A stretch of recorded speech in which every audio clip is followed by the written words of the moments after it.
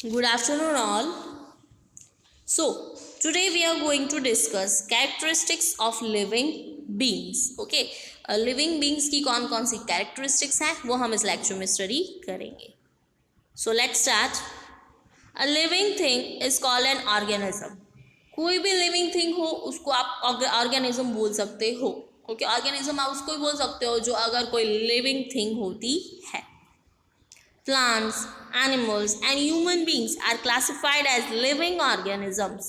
Okay, जैसे कि plants हैं, animals हैं, human beings हैं, उनको living organisms बोला जाता है.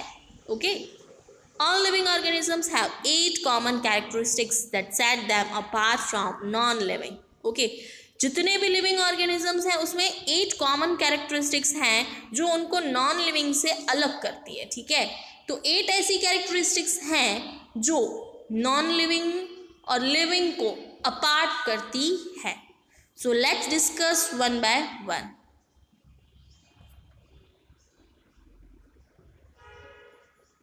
सो ऐसी 8 है, उसमें से हम लोग फर्स्ट स्टडी करते हैं that living organisms need food and water.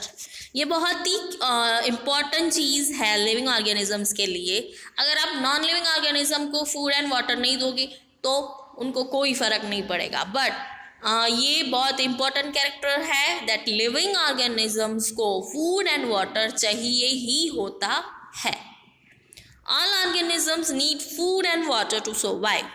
जितने भी लिविंग ऑर्गेनिजम्स हैं और जितने भी ऑर्गेनिजम्स हैं उनको सर्वाइव करने के लिए, मतलब लाइफ जीने के लिए उनको फूड एंड वाटर चाहिए ही होता है. बहुत ही नेसेसरी थिंग है कि ऑर्गेनिजम्स को फूड एंड वाटर, ये दोनों चीज़ें तो कंपलसरी चाहिए ही होती है, तो ही ऑर्गेनिज्म सर्वाइव कर पाता है. Food gives organisms energy to grow and do various activities. Food क्या करता है? ऑर्गेनिज्म को एनर्जी देता है ग्रो होने के लिए, और उसको ऑर्गेनिज्म को कितनी सारी एक्टिविटीज़ करनी होती है पूरे दिन में. ठीक है, तो वो एक्टिविटीज़ करने के लिए वो एनर्जी देता है food. So food is very necessary. Plants make their food through the process of photosynthesis. Okay, जो प्लांट्स होते हैं वो अपना फूड कैसे बनाते हैं? फोटोसिंथेसिस की प्रोसेस से वो अपना फूड बनाते हैं. They are called autotrophs. उनको ऑटोट्रॉप्स बोलते हैं. क्यों? क्योंकि वो अपना फूड खुद बनाते हैं. जो ऑर्गेनिजम्स अपना फूड खुद बनाते हैं फोटोसिंथेसिस की प्रोसेस से, ऐसे ऑर्गेनिजम्स को बोलते हैं autotrophs. Animals cannot make their own food and hence feed on plants and other animals. They are called heterotrophs.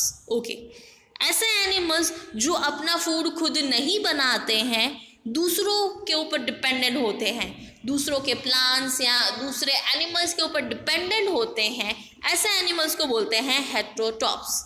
Heterotrophs मतलब ऐसे एनिमल्स जो अपना फूड खुद नहीं बनाते हैं, फूड के लिए वो प्लांट्स और एनिमल्स के लिए ऊपर डिपेंडेंट होते हैं. जैसे कि हम ह्यूमन बींग्स, हम क्या है? हेटेरोट्रॉप्स है. हम अपना फूड खुद नहीं बना सकते. हम लोग क्या करते हैं? रोज़ अलग अलग वेजिटेबल्स खाते हैं. तो हम किस पे डिपेंडेंट हुए? प्लांट्स पे डिपेंडेंट हुए फूड के लिए.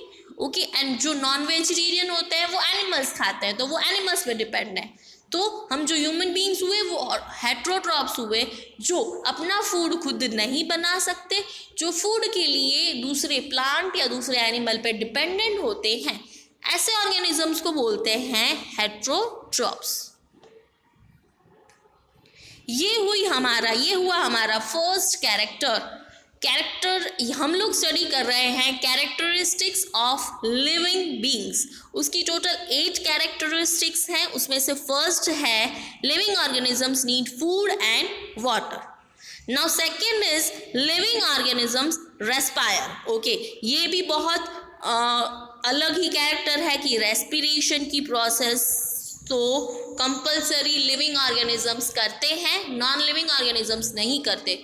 तो ये जो कैरेक्टर है वो भी लिविंग एंड नॉन लिविंग के बीच में डिफर करता है. All living organisms takes in oxygen and gives out carbon dioxide. जितने भी लिविंग ऑर्गेनिजम्स हैं वो क्या करते हैं? ऑक्सीजन को इनटेक करते हैं एंड कार्बन डाइऑक्साइड को बाहर निकालते हैं. Breathing is a part of respiration. Breathing किसका पार्ट है? रेस्पिरेशन का।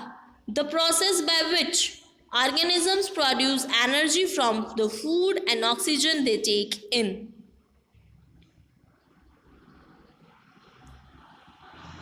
रेस्पिरेशन की प्रोसेस मतलब क्या होती है? ऐसी प्रोसेस जिससे ऑर्गेनिजम्स एनर्जी प्रोड्यूस कर सके। किससे?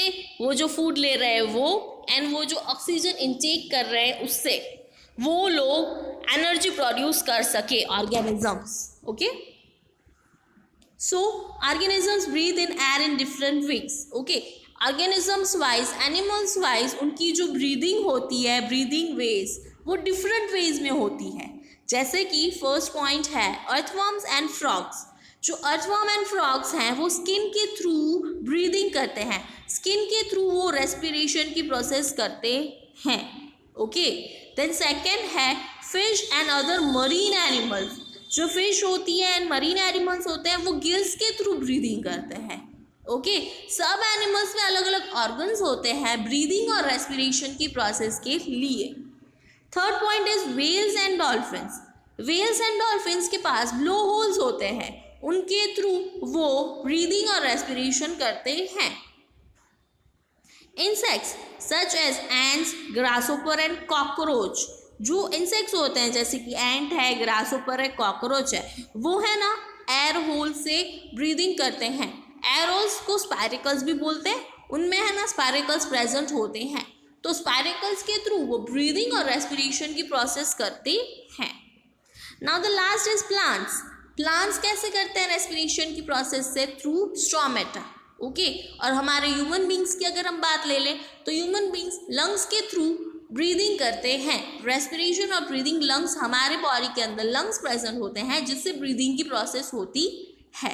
ओके, तो एनिमल वाइज उनको डिफरेंट टाइप ऑफ एनिमल्स, उनको एनिमल्स वाइज उनके डिफरेंट ऑर्गन्स होंगे ब्रीदिंग के लिए।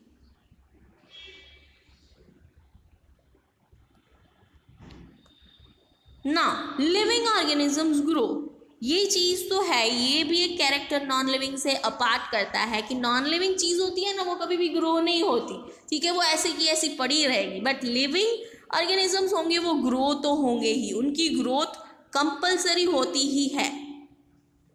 All living things grow. जितने भी लिविंग थिंग्स हैं सब किसी न किसी तरीके से ग्रो तो होंगे ही, ग्रो होते हैं, इसीलिए उनको लिविंग ऑर्गेनिजम्स बोला गया है। For example a seed grow into a plant.